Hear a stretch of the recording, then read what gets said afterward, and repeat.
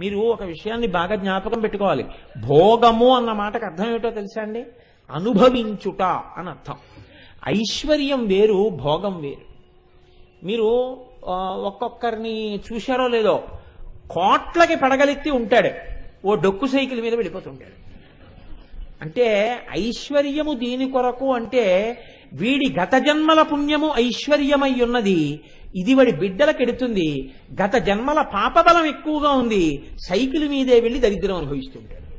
వాడికి లేక కాదు, వాడు వెళ్ళలేక కాదు, వాడు వెళ్ళడంతే. ఎందుకంటే వాడు దరిద్రం అనుభవిస్తాడు. అలాగే ఎప్పుడూ కొంతమంది నిలవబెట్టిన పదార్థమే తింటారు. కుచేల తాంబూలం అని లోకంలో ఒక సామెత ఉంది. ఎప్పుడూ ఎండిపోయిన ఆకులతోటే తాంబూలం, వాడు ఎప్పుడూ మంచి తాంబూలం వేసుకోడు. లేదా వాడు ఎప్పుడు నిలవలేని అప్పుడే వండిన పదార్థాన్ని వాడు తింటాడు. ఎందుకంటే ఎప్పుడు దాన్ని ఎందుకు పాడు చేయడం అని దాన్ని వీడి తినేస్తాడు, మిగిలిన వాళ్ళు చక్కగా వేడి తింటుంటారు. ఈ దరిద్రం వాడు అనుభవిస్తుంటాడు. అందుకే కొంతమంది మీరు తినేయండి నేను ఆఖరణ తింటానంటారు. ఎందుకు ఈ మాట అంటే, ఒకవేళ వీడు కలిసి తినేస్తే వాళ్ళ కోసం వీడు ఏమైనా వదిలేస్తే, వాళ్ళు తినకుండా వదిలేస్తే పదార్థం పాడైపోయిందని అందరూ వదిలేసింది వీడు మొత్తం తినేస్తాడు. ఆకలి ఉన్నా లేకపోయినా దానికి ఆకలితో సంబంధం ఏం లేదు, అది ఇన్ఫినిట్. ఎంతైనా తినేస్తుంది ఆ కడుపు. దేని కొరకు? అది ఇంకోడికి పెట్టకుండా ఉండడం కొరకు. ఇలాంటి దీన్నే రుద్రాధ్యాయంలో మాట అంటారు, ద్రాపేయం ధస్వస్పతే దరిద్రం నీలలోహిత ఏషాం పురుషాణం ఆభేర్మో రోమో ఏచాం కించనా మమత్ అంటుంది మంత్రం. ఇంట్లో ఐశ్వర్యం ఉండడం వేరండి, ఐశ్వర్యాన్ని అనుభవించడం వేరు. ఐశ్వర్యం ఉండడానికి, ఐశ్వర్యం అనుభవించడానికి మధ్యలో వచ్చి నిలబడేది ఎవరంటే అలక్ష్మి. అలక్ష్మీర్మేనశ్యతాం త్వాం రుణే ఆదిత్యవర్ణే తపసోధి జాతో వనస్పతస్తవ వృక్షోధ బిల్వః తస్య ఫలాని తపసా నుదంతు మాయాంతరాయాశ్చ బాహ్యా అలక్ష్మీః ఉపైతుమాం దేవసకః కీర్తిశ్చ మణినా సహా అని శ్రీ సూక్తంలో అడుగుతాం. అమ్మవారు శ్రీఫలం ఆ శ్రీవృక్షం కింద కూర్చుని తపస్సు చేసింది. కాబట్టి ఆ తల్లి అనుగ్రహం లేదనుకోండి, ఇంట్లో ఐశ్వర్యం ఉంటుంది, వీడికి అనుభవంలోకి రాదు. ఇంట్లో ఎప్పుడూ పళ్ళుంటాయి, ఎప్పుడూ స్వీట్లుంటాయి, వీడి ఒంట్లో డయాబెటీస్ ఉంటుంది. ఇంట్లో రకరకాల పచ్చళ్ళు ఉంటాయి, వీడికి బీపీ ఉంటుంది.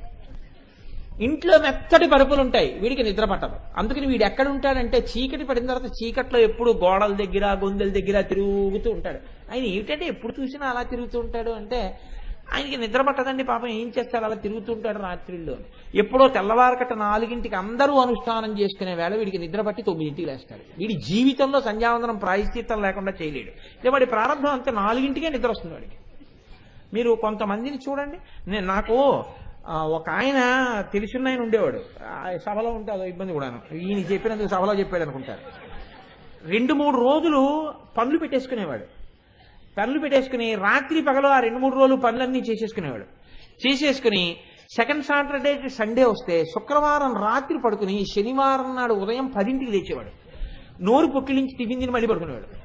మధ్యాహ్నం లేచి అన్నం తినేసి మళ్ళీ పడుకునేవాడు. రాత్రి లేచి పుక్కిలించి పలహారం చేసి మళ్ళీ పడుకునేవాడు. సోమవారం పొద్దున్న స్నానం చేసి ఆఫీస్కి వచ్చేవాడు. ఏం చేశారండి అంటే నవ్వేవాడు. నవ్వుతారేంటంటే ఏం చేశారంటే, శుక్రవారం రాత్రి పడుకుని ఇప్పుడే లేచారండి అనేవాడు. అయ్యి బాబోయ్ అలా ఎలా సంభవం అంటే, ఏముందండి తినడానికి మా ఆవిడ లేపుతుంది, అప్పుడు లేచి నోరు పొక్కిలిస్తాననేవాడు. అందుకని కొంతమందికి అంత విచిత్రమైన స్వభావం ఉంటుంది. వీళ్ళకి ఎలా ఉంటుంది అంటే, ఒకడు భోగం కోసమే పుడతాడు, ఒకడు ఇంట్లో భోగం ఉన్నా అనుభవించలేడు. భోగము అనుభవము రెండూ కలియాలి అంటే ఈశ్వరానుగ్రహము ఉండాలి.